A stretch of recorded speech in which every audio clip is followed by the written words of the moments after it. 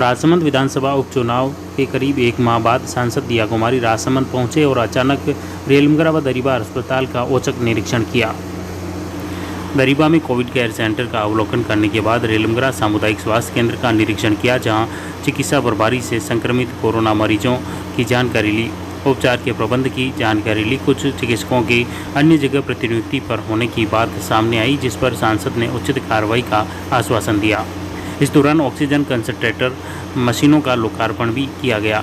दोनों अस्पतालों में उपलब्ध संसाधन, रिक्त व कार्यरत चिकित्सकों की जानकारी लेते हुए मौजूदा स्टाफ से किए गए कार्य की अस्पताल प्रशासन से जानकारी ली। सांसद के निरीक्षण के दौरान रेलमगरा ब्लॉक की 108 एम्बुलेंस का ठहराव कुरज में होने की गंभीर अनियमितता सामने आई। बताया कि 108 एम्बुलेंस कुरज में खड़ी रहती हैं, जबकि वह रेलमगरा ब्लॉक मुख्यालय के लिए स्वीकृत हैं। कुरज से 108 एम्बुलेंस के पहुंचने में काफ़ी समय व्यतीत होता है। इसमें कथित तौर पर बताया कि रेलमगरा चिकित्सालय में 108 एम्बुलेंस पायलट व चिकित्साकर्मी के लिए एक कक्ष आवंटित नहीं होने की वजह से एम्बुलेंस कुरज में रह रही हैं। लंबे समय से यह समस्या होने के बावजूद न तो चिकित्सा विभाग द्वारा गंभीरता से लिया गया और न ही आमजन को त्वरित राहत मिल पा रही है। इस दौरान सांसद ने उचित कार्रवाई का आश्वासन दिया। कुंभलगढ़ विधायक सुरेंद्र सिंह राठौड़, राजसमंद विधायक दीप्ति माहेश्वरी, जिला प्रमुख रत्नी देवी जाट, भाजपा जिलाध्यक्ष वीरेंद्र पुरोहित सहित कई भाजपा के कार्यकर्ता, चिकित्सा अधिकारी मौजूद थे। सांसद ने निरीक्षण के बाद मीडिया से मुखातिब होकर बताया कि रेलमगरा अस्पताल में सबसे बड़ी समस्या सोनोग्राफी मशीन नहीं होना है, लेकिन इसके लिए रेडियोलॉजिस्ट की आवश्यकता बहुत ही ज़रूरी है। इसलिए पहले रेडियोलॉजिस्ट कहां से आ सकता है, इसकी पूर्ति कैसे हो सकती है, यह देखा जाएगा। उसके बाद सोनोग्राफी मशीन लगाने के लिए भी उचित कार्रवाई करेंगे। फिलहाल वो कोरोना को लेकर रेलमगरा व दरीबा में अस्पताल प्रशासन द्वारा किए जा रहे प्रबंधों की प्रति सांसद दिया कुमारी ने संतोष जताया।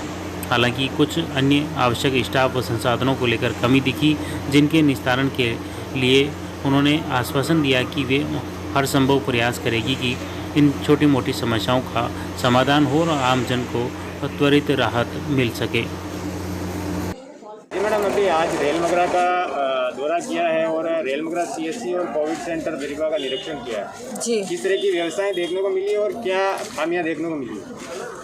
अभी सीएचसी में हम लोग हैं रेलमगरा में। यहाँ पर कुछ मशीनों की आवश्यकता है, सोनोग्राफी मशीन की।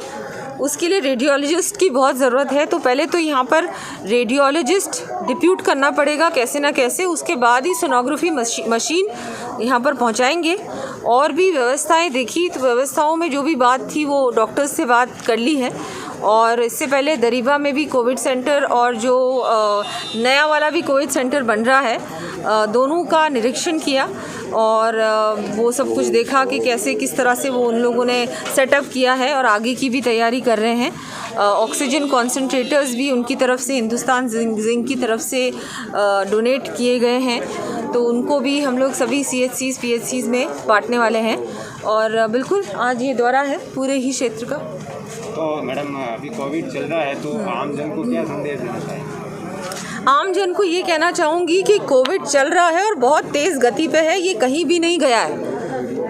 अभी भी मेरे आसपास बहुत सारे लोग हैं, उन सबको भी कहना चाहूँगी कि मास्क को पूरा ऊपर तक पहने, नाक के नीचे पहनने से कोई फ़ायदा नहीं है। और जो आप इतना पास पास खड़े हैं तो दूर दूर खड़े हो जाइए। अब तो नई गाइडलाइंस में 10 मीटर की दूरी हो गई है, 2 गज भी नहीं। ये हवा में भी अब जा रहा है, तो ये इतना खतरनाक है। हम लोग सोचते हैं कि हम लोगों को कुछ नहीं हो सकता, किसी को भी कोविड हो सकता है, बड़े से बड़े व्यक्ति को, छोटे से छोटे व्यक्ति को, किसी को भी। बच्चों में भी कोविड की आजकल बहुत वो चल रहा है कि 3rd वेव शायद बच्चों को अफेक्ट करेगा।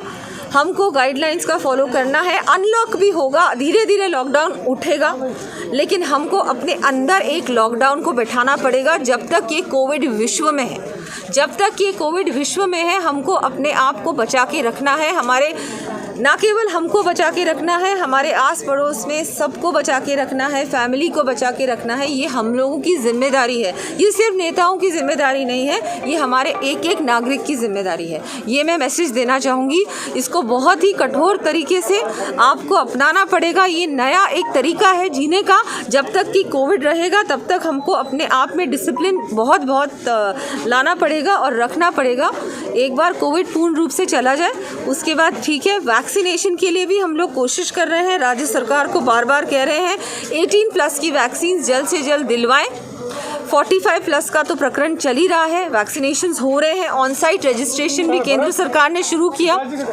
सभी से कहना चाहूँगी कि वैक्सीन जितनी जल्दी, जैसे ही आप लोगों की जहाँ भी सेंटर है वहाँ उपलब्ध होता है, उस समय आप वैक्सीन ज़रूर लगवाएं। Okay, thank you madam.